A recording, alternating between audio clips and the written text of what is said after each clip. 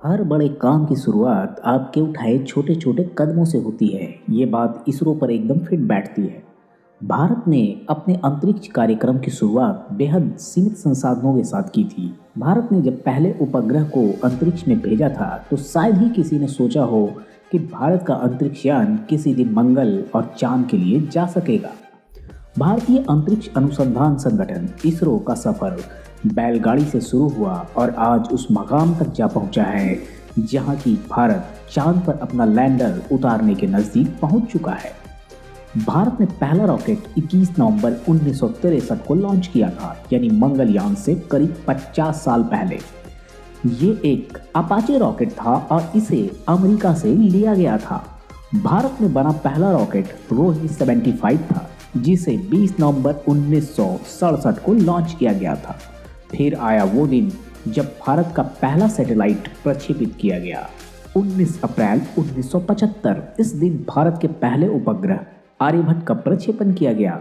आर्यभट्ट भारत का पहला उपग्रह था। इसका वजन सिर्फ 360 किलोग्राम था और इसका नाम प्राचीन भारत के खगोलविद आर्यभट्ट के नाम पर रखा गया था। इसके बाद इसरो ने बहुत सारे नए कीर्तिमान स्थापित किए, जैसे कि इनसेट सीरीज। भारतीय राष्ट्रीय उपग्रह यानी इनसेट प्रणाली में संचार, मौसम, निगरानी और प्रसारण उपग्रहों की एक श्रृंखला शामिल है।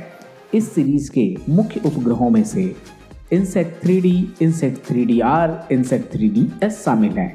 उसके बाद आता है जीसैट सीरीज।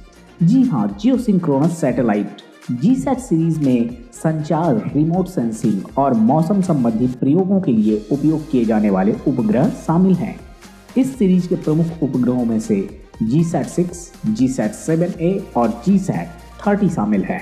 इस सीरीज के बाद आते हैं कार्टोसैट सीरीज पे। कार्टोसैट उपग्रह पृथ्वी के अवलोकन उपग्रह हैं, जिनका उपयोग मुख्य रूप से कार्टोग्राफिक प्रयोगों, मानचित्र और निगरानी के लिए किया जाता है। इस सीरीज के प्रमुख उपग्रह हैं कार्टोसैट 2A, कार्टोसैट 2B और कार्टोसैट 3 है।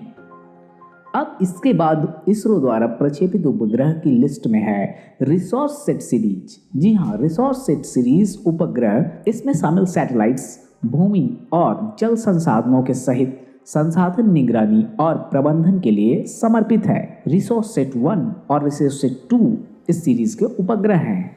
उसके बाद आता है एक धमाकेदार मिशन। जी हाँ, और ये था चंद्रयान 1। साल 2008। चंद्रयान 1 भारत का पहला चंद्र मिशन था।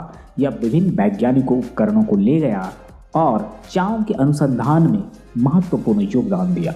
इस मिशन ने चंद्रमा की सतह पर पानी की उपस्थिति की पुष्टि की, चांद के ध्रुवों के अस्थायी छाया वाले क्षेत्रों में जमी हुई बर्फ के प्रमाण खोजे। अब आते हैं इसरो के सबसे महत्वपूर्ण मिशन पे, और ये है मंगलयान। जी हाँ, मंगल ऑर्बिटर मिशन 2013।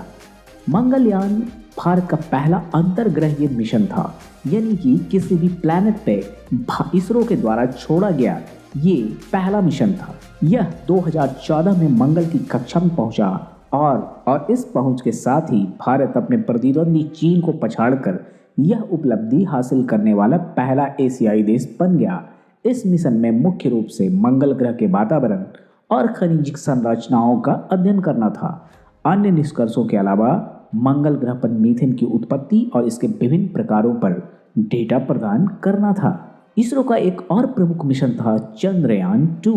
साल 2019। भारत के दूसरे चंद्र मिशन में एक ऑर्बिटर, एक लैंडर और एक रोवर शामिल थे। हालांकि लैंडर को सॉफ्ट लैंडिंग में असफलता का सामना करना पड़ा, लेकिन ऑर्बिटर अभी भी काम कर रहा है। चंद्रयान 2 का उद्देश्य चांद की टोपोग्राफी, खनिज और एटमॉस्फेयर का अध्ययन करना था। साथ ही इसे जमी हुई बर्फ के अध्ययन के लिए भी बनाया गया था। और इस मिशन के बाद चंद्रयान 3 का मिशन है।